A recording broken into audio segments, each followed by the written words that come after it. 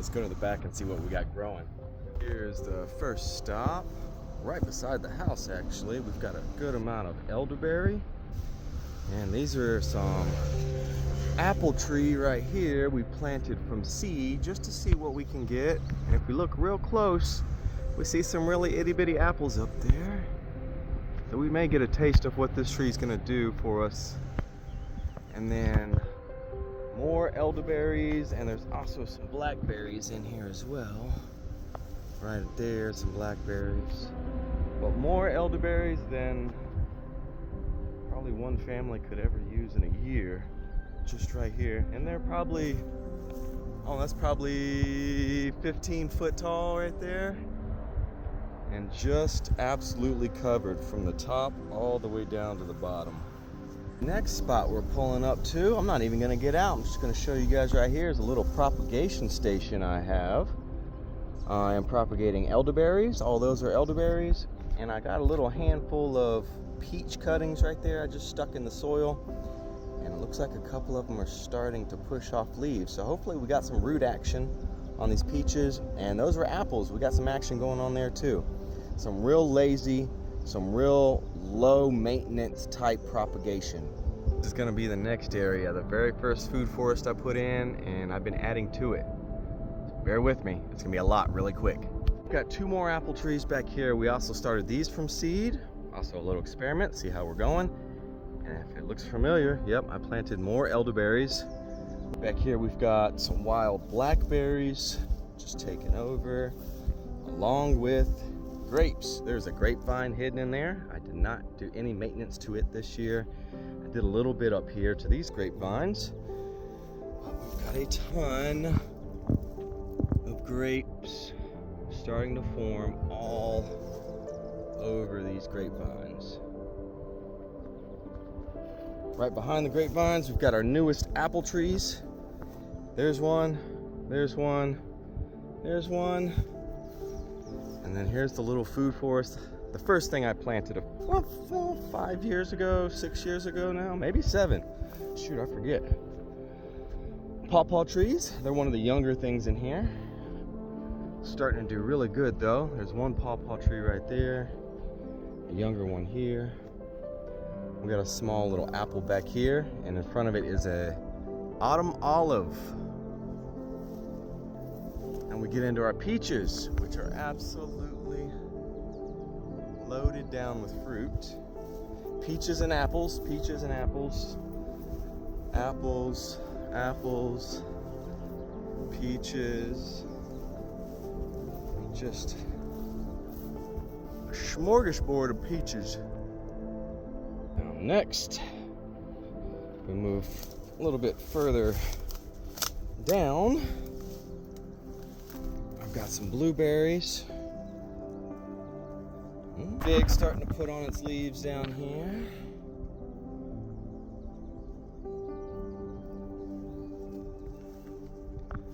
More autumn olive. More autumn olive. More blueberry.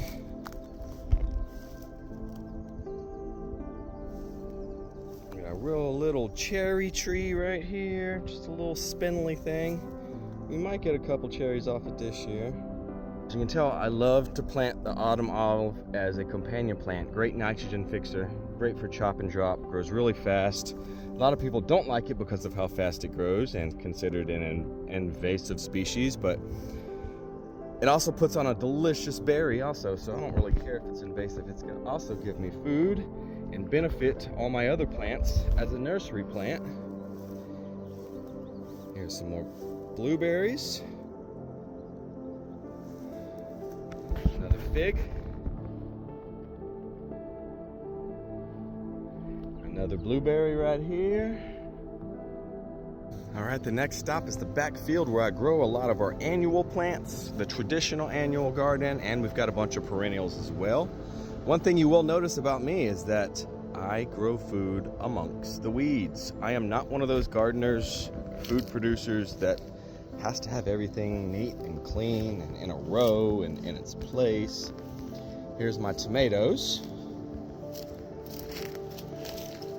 They're doing well. We have a couple leftover brassicas from the cooler weather. Up here, some cabbages, broccolis, pretty much just need to be pulled out. Right here we've got our zucchinis. And over here we've got peppers. Bell peppers. Only thing I'm really waiting on to see if they'll form a head. They're trying to form a little head. There's a little head. These cabbages down here. Got some onions in there. And then we've got a bed of asparagus right here. All this fern is asparagus. More asparagus over here. We've got rhubarb back here. I need to collect the seeds. I've been letting those dry out. This is rhubarb seeds. Collect those. We'll start a bunch of rhubarb plants soon. I'm really thinking about starting my own nursery. With all these plants that I have, I can propagate a lot of them and start my own little nursery.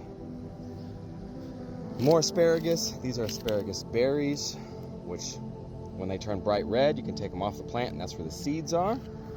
Propagate more asparagus. Back here, these are choke cherries, aka the aronia berry. We've got some blueberries over here. Some blueberry, and then some raspberry.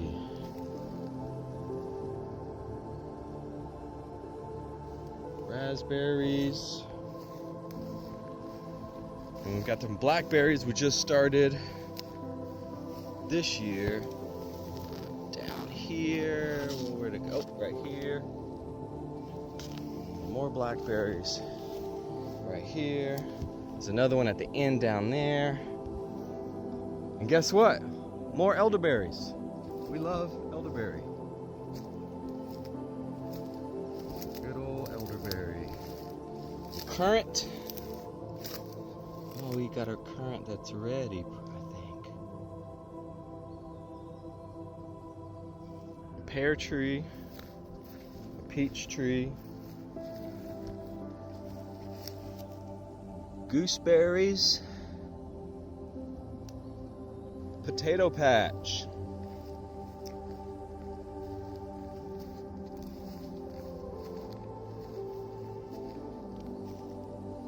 Onion patch. And garlic that needs to be harvested now. I'm a little behind on the garlic, but I need to pull it out. All around the outside of this field, wild blackberries. And that's a little bit of what we're growing at Hop Farm right now.